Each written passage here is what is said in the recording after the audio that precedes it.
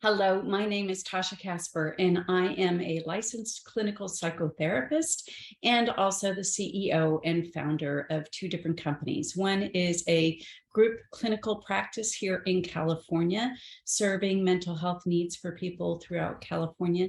And the second one is the Chronic Illness and Pain Institute.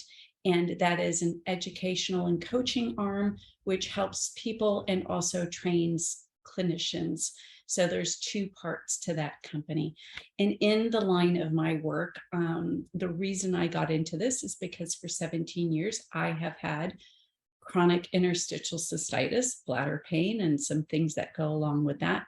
And I've learned how to manage not only the physical aspect, but that mental aspect. And it's exactly why I became a therapist. Because I lost my capacity to live in work in corporate America due to my illness. And it affected me in so many ways. And my mental health needed to be addressed so that I could also get the physical healing that I needed.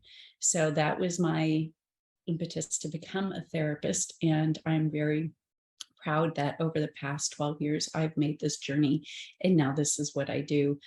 And I'm honored to speak on behalf of the ICA. I am a board member and am happy to support the ICA in all its endeavors as far as research and helping educate everybody with the illness and searching for a cure, and also advocating with the US government and the various entities to make sure that we're getting everything that we need as far as our healthcare and different avenues for ways to help manage so that it doesn't destroy every part of our life.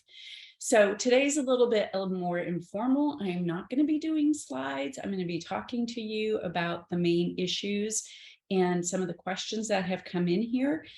And we're just going to walk through that with the intention of getting the conversation started. So obviously we're not going to get everything healed here today, but we are going to get the conversation of how and why mental health is critical to your physical healing, because a lot of people don't understand that, and our medical system currently isn't taking that into account.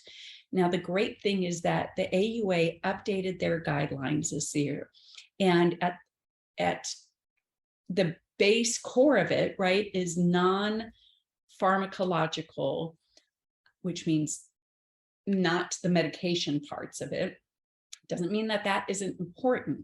Just means that that's not the primary focus for everybody's well-being, because it works for some people and it doesn't work for other people. But we know that stress management, as well as dealing with the mental health aspects that we constantly see, will help our entire nervous system.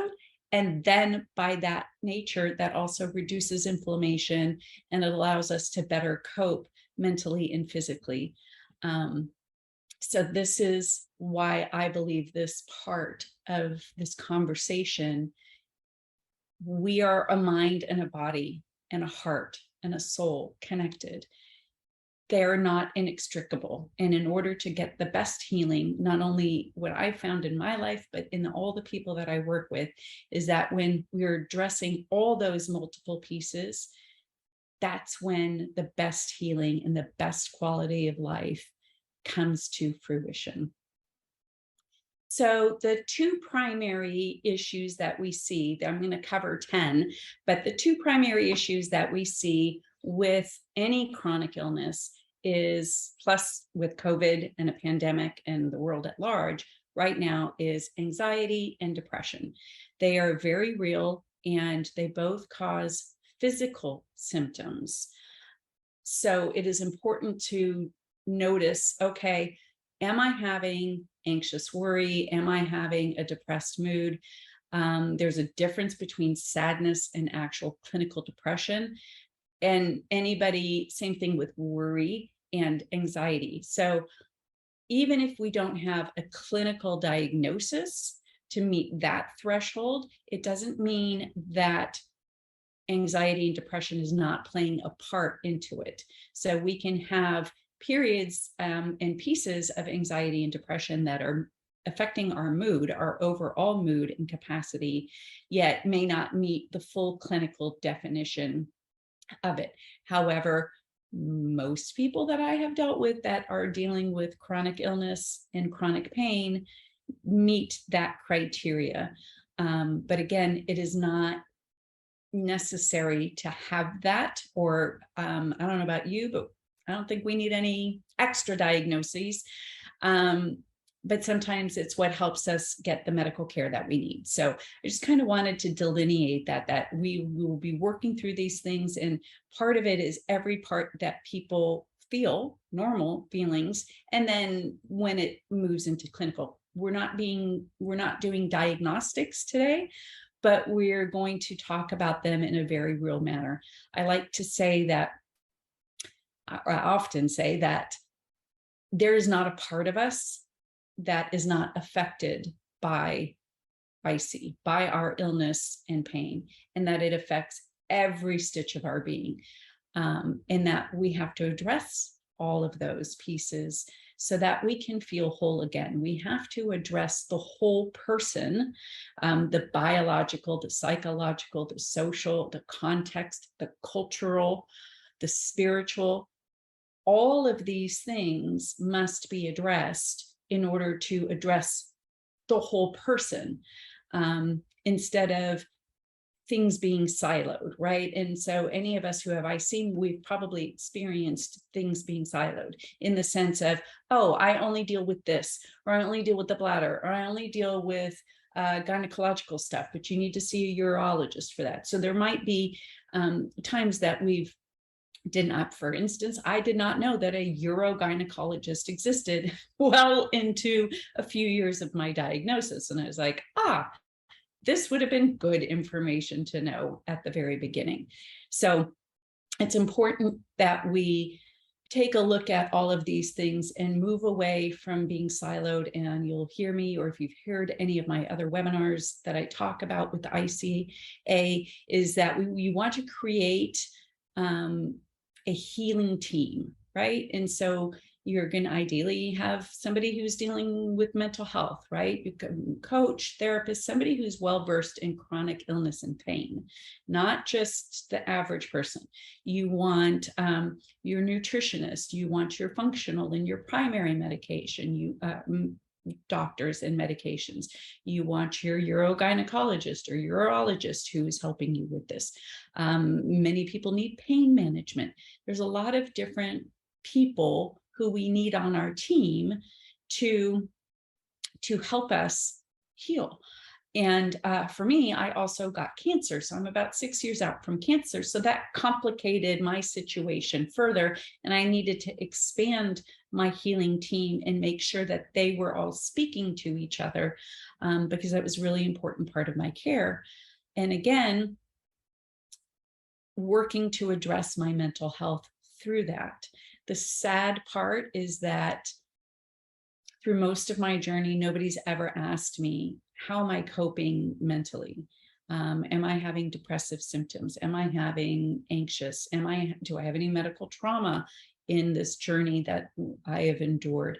What about grief, loss, financial, relational stresses, all of these things? So we're going to kind of highlight a few of these, like I said, 10 today, to just open that conversation and let you know that they're really normal. They're normal responses to an abnormal situation. And so we want to make sure that you find a place and get the help, and know that it is okay to talk about these particular things in the scope of talking about your IC and bladder pain. So the next thing that we're going to talk about is grief and loss. And this comes in a multitude of ways, in the sense that we're grieving the body that we had before. We're grieving the dreams of things we wanted to do that we can't maybe do right now or in the future. Grieve certain relationships, grieve how things used to be, grieve the way we wanted them to be. So there's a lot of grief and loss that needs to be addressed and processed through this journey.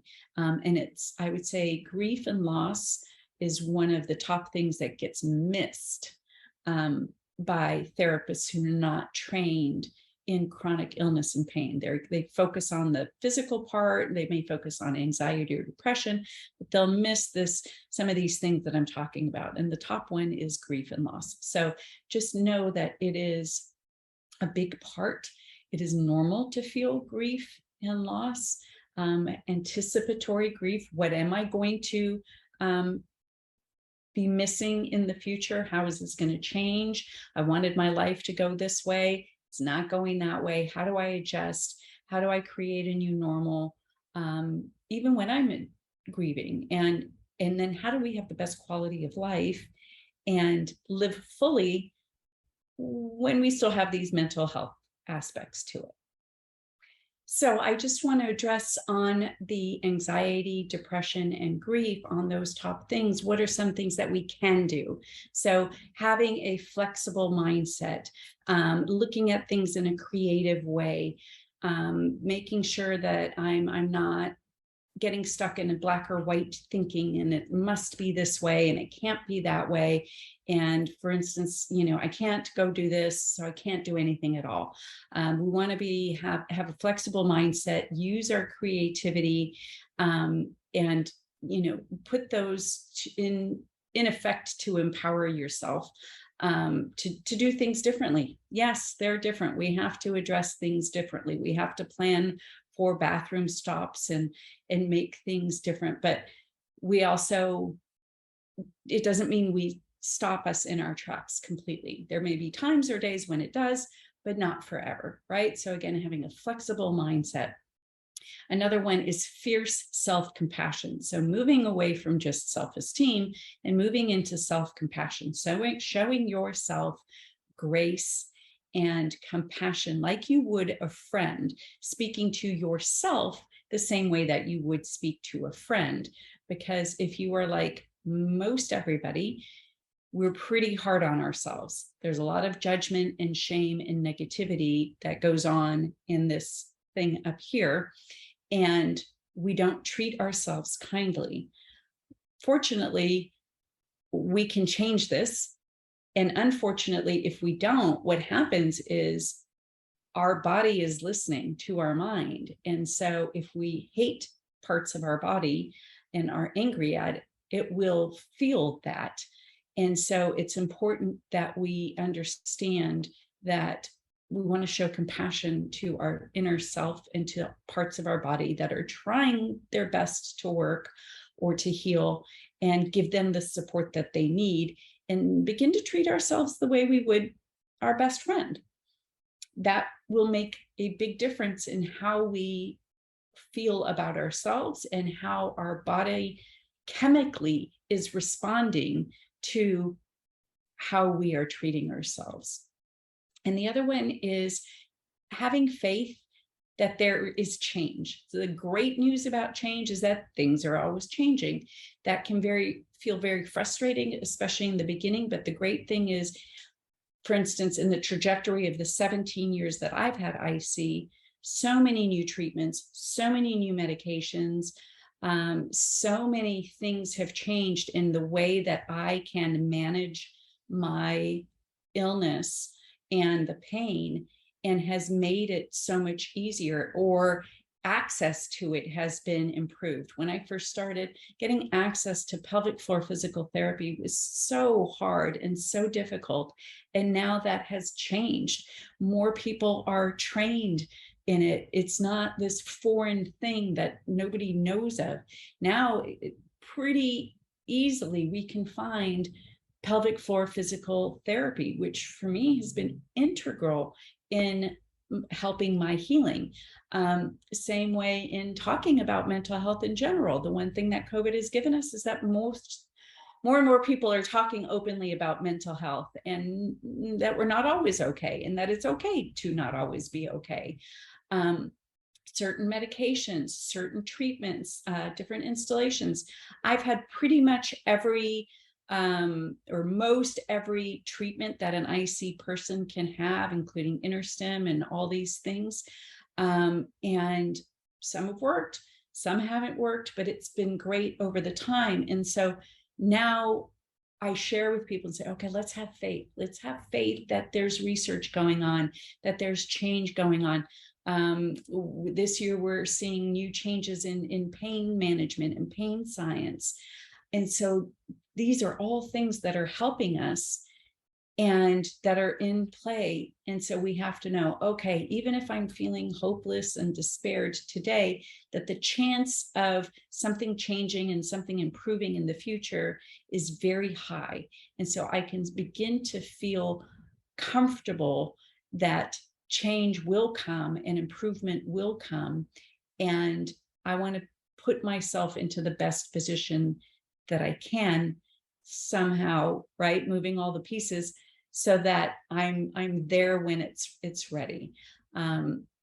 So this is a big part of having that flexible mindset, being creative about how we address things. Travel is another big one, right? How do I travel with all these things and all that? I myself swore up and down, left and right, that I would never, ever, ever self-catheterize or give myself an installation. I soon realized, well, then I'm going to be tethered to a doctor's office and I won't be able to travel, which is one of the things that I absolutely love to do. And I have a lot of family that is overseas. So I had to do some things that I didn't want to do. And now I know I can travel anywhere and I know I can take care of myself. And I know that if I get a flare, which is usually at night or on the weekends when the doctors are not always around, that I'm not held captive to that, that there are things that I can do for myself. So it's important to, again, have that flexible mindset. For me, it took a while. I'm not going to lie, to convince me of some of these things, but I'm glad I did. And I like to share it, that that's an important part of this journey. So one of the top issues that people come in with is relationship issues. And under relationship issues, there's a couple of things. So caregiver stress and burnout, relationship intimacy, as far as within partners, how that is going, families and isolation, and friends. So those are the, right, the three big umbrellas. There's more, but those are the big umbrellas. And so I'm going to break those down real quickly. And the solution to all of them is the same, meaning we need to focus on the connection, and create ways that we can continue to connect, even if it looks differently. So now we're connecting back to that flexible mindset that we talked about in the beginning, and our creativity, and using that in how we connect with our different people in our lives, be it our partner, our family, our friends. So maybe we can't go do one thing one way, but maybe we can find a creative way to make it happen a different way. So that's an important part to kind of look at, is to say, okay, yes, the connection is really important. And it doesn't look how it used to do, and it's not going to look how it used to be. And so how can we make it look different?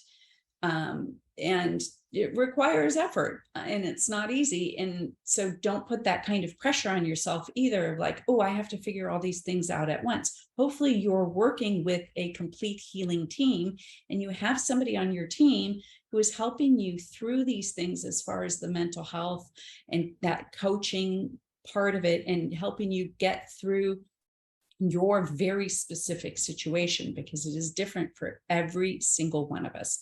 We experience commonalities, but it is unique to each one of us. How I see in bladder presents in me is different than in you, than in you, and you, and you. It's, everybody is unique. And so it has to be tailored to you and your experience and your entire being, right? That whole person response is very important to getting your best healing for your best quality of life.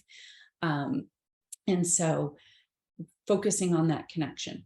The next one kind of within that is the caretakers, and the caretaker, our expectations of the caretakers and their expectations of themselves. So we see a lot of burnout with caretakers because sometimes either on their part or on the part of the patient, the expectation is you're going to be my everything. So the example is I get a lot of couples who come in and they're frustrated with each other. There's still a lot of love, but they're frustrated with each other because one person is expecting the other person, right? So usually the patient expecting the caretaker to be nurse, doctor, therapist, best friend, companion, and all these different things. And oftentimes that's just too much pressure onto the caretaker. And then the caretaker falls short or gets burnt out. And so that causes this friction. So that takes us back to a healing team.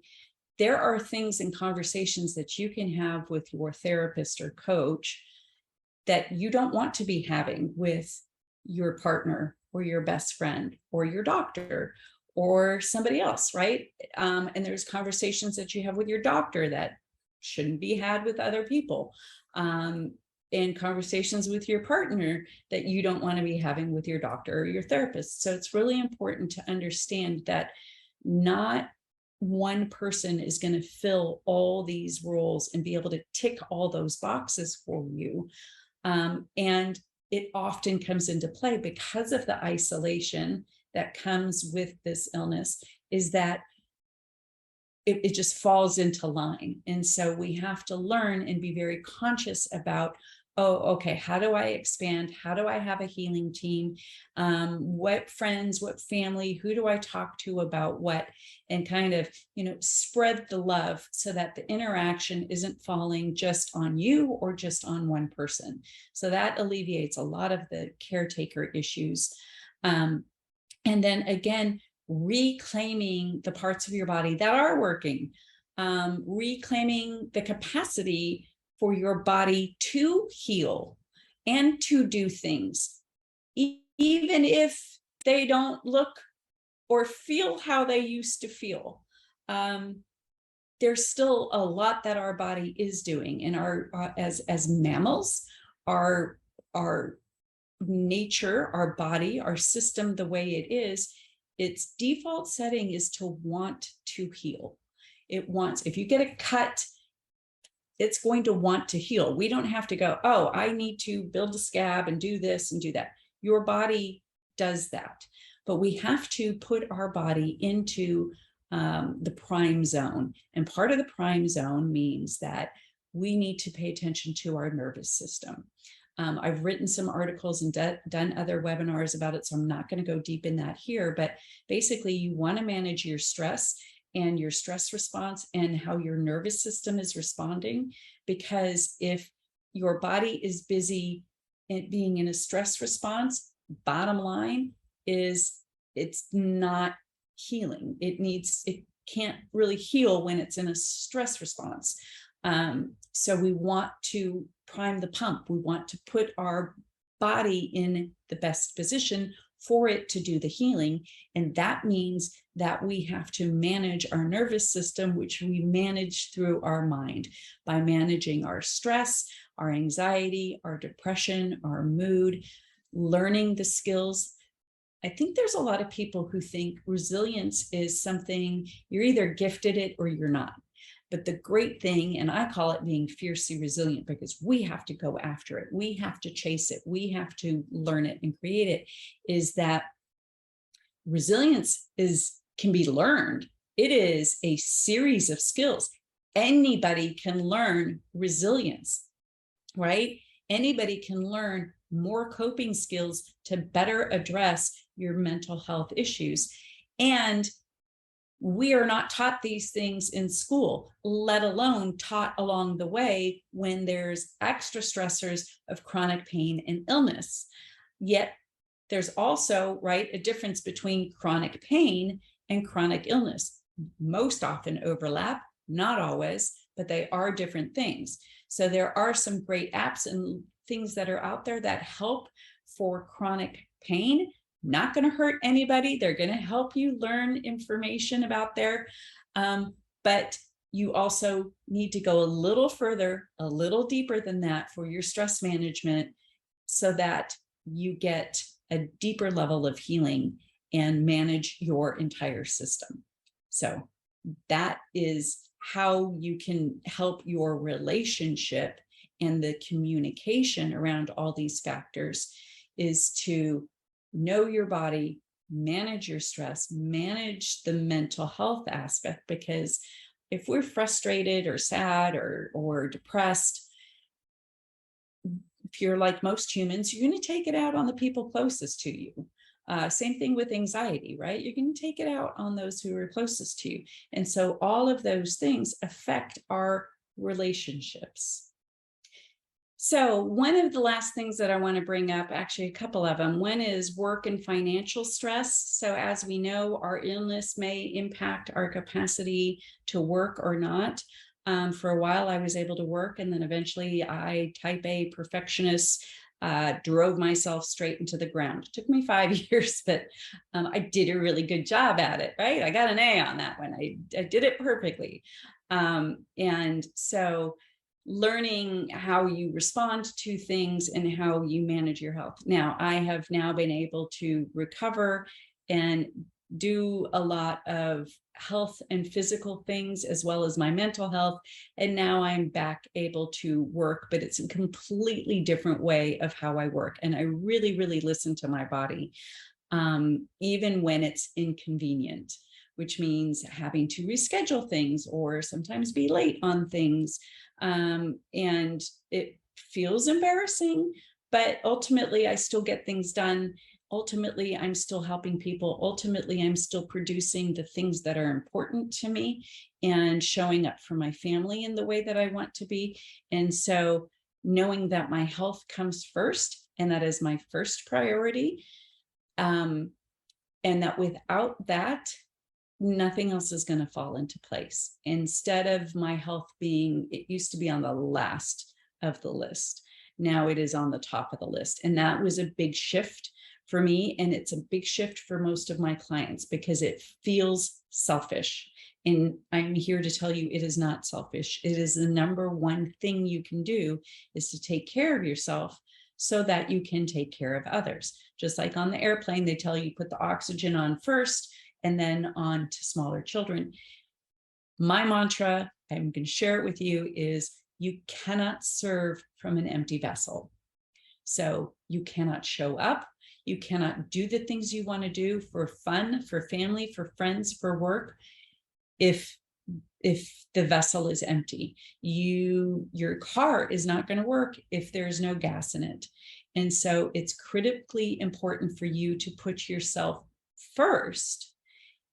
Mental health, physical health, listening to your body, learning the new skills to manage all these things, and know you have a healing team supporting you, so that you can then work and do those things.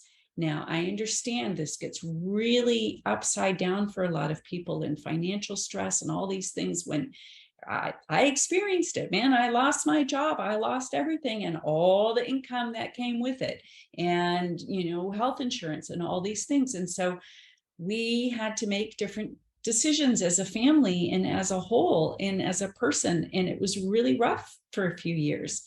And some serious sacrifices had to be made, and decisions in order to be able to do certain treatments or certain things. And so I very much understand this, and this is a big part.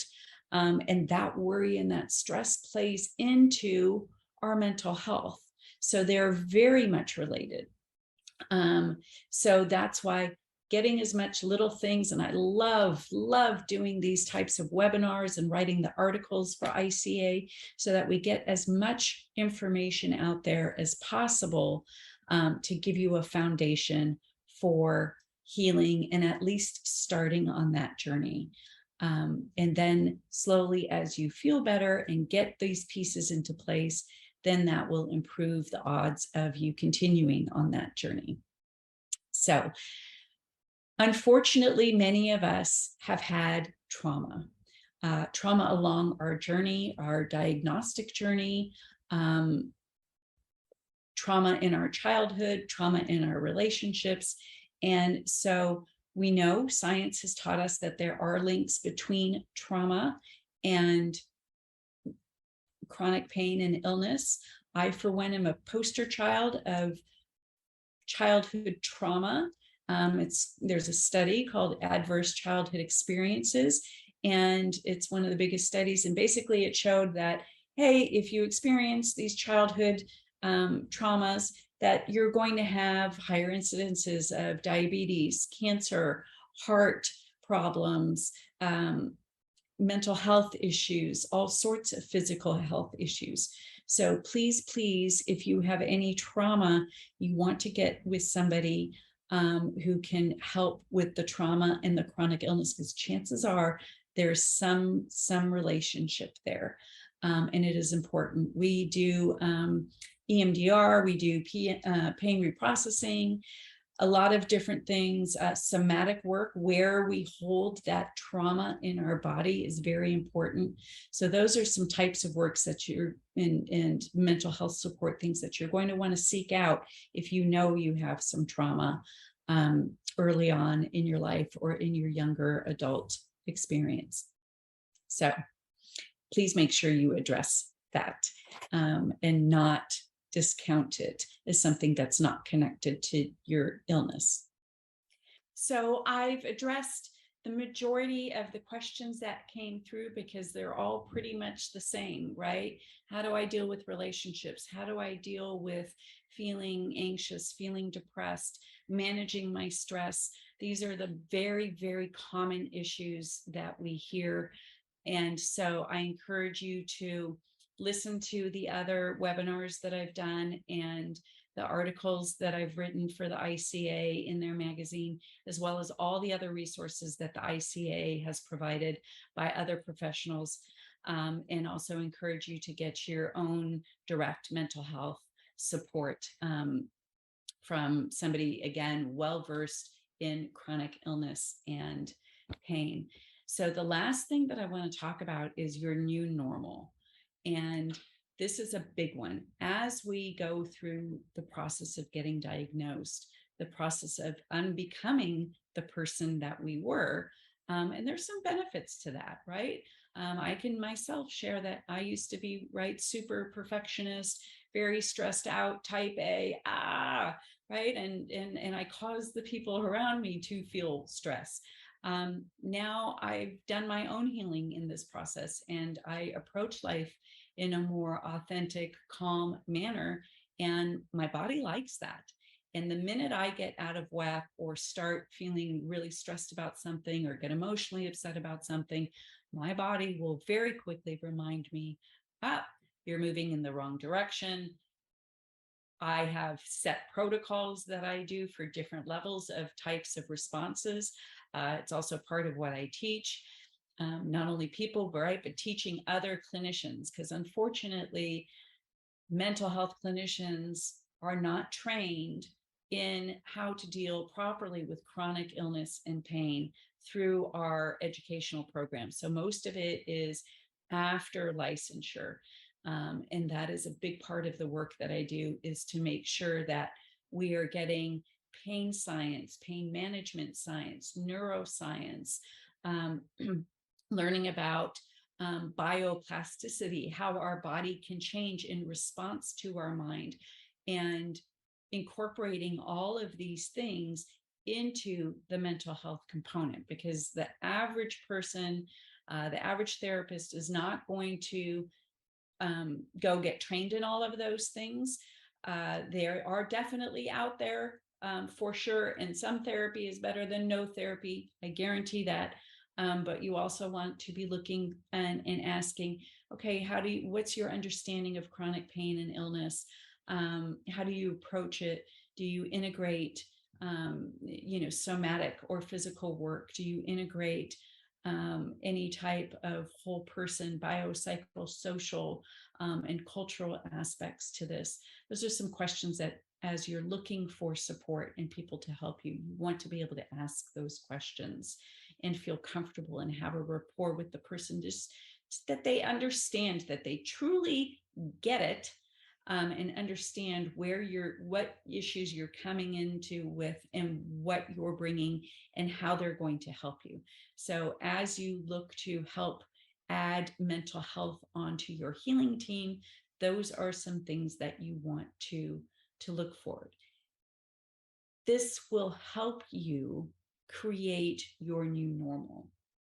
Part of our new normal, yes, we will stumble upon, right? We need to unlearn old habits. We need to learn newer habits, better adaptive habits. We need to learn resilience strategies and other coping skills to manage how we are feeling and how we are dealing with our systemic stress, so that we can know at any point, oh, okay, I'm feeling this way. This is what's happening. Understand the difference. Oh, is this my body just having a response versus, oh, this is me? Because if I think it's me, then I might start catastrophizing or ruminating or spinning or just in general, making myself more activated, more worried, more anxious. Sometimes you'll hear me, I refer to the brain as an untrained puppy, and we need to train it so that it doesn't cause havoc and chaos all over the place.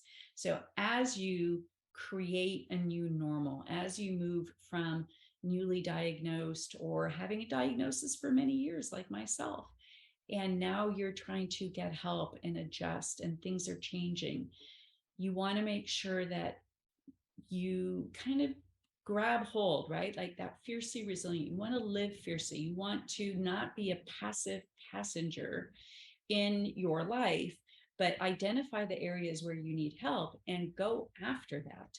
And because unfortunately, what I've found is nobody's going to come randomly and rescue us. And unfortunately, many providers are still not screening for mental health issues. And so this is why I speak and advocate about this so much, because I want you to have the capacity and the empowerment and the giving yourself the permission to not have a stigma, to go and get the help fully for all aspects of you, so that you have a full life, a higher quality of life, less suffering, and that you are capable of what, right, I refer to, right, living fiercely and living fully, because yes, it's been impacted and it's deeply, deeply impacted, but I'm living proof that we can get through hard things, really hard things, not just IC, but cancer, and create a fulfilling, authentic, wonderful life. Now, you're seeing me here show up. I did my makeup today, I did my hair today, but I'm going to tell you, it's not but a week ago, I had to be rescued from some quite handsome fire, which was mortifying, and taken to the ER. So I understand that this is not my normal. And I don't want you to think that this is my normal. This is how I'm showing up now. My normal is listening to my body and doing things in small parts and knowing my pain protocol and my illness protocol, so that when things go south and go wrong, I know, and my partner knows, my husband knows exactly what to do to get me the help that I need in that moment. Being Having that sense of safety and that significance of yourself is the foundation of being able to know, okay, I can handle what comes my way. And we have these things in place in order to address them, because chronic illness has a mind of its own, and it's going to show up when it's really inconvenient, and it's going to show up when we don't want it to. It was never invited to the party to begin with, but it has a tendency to really, activate. Now, I will be the first one to tell you that part of what played into my emergency room visit was some extreme stress that I was experiencing that I could have probably managed a little bit better. There was also a reaction to some medical stuff, but it's important to know, okay, little Monday morning quarterbacking. Where could I have done it better? Not in judgment and shame of, ooh, I did this bad thing, but where can I improve? And you're constantly asking yourself this question of, where can I improve? How can I listen to my body? How can I reduce my stress? How can I improve my team who's dealing with this? What can I learn? How can I change my thoughts of how I think about this particular thing? So it's an ongoing journey. And I'm honored to be able to serve you through the ICA. I hope you all find this helpful. I tried to address every single one of the questions that came in and put them into the buckets. And so I encourage you to keep showing up to the ICA, keep doing what you're doing. You can always, through the ICA Facebook support group and the Inspire support group, put in questions and rely on the community, and always just be able to message through to the ICA to get the help that you need. I wish you the very, very, very best in your healing journey.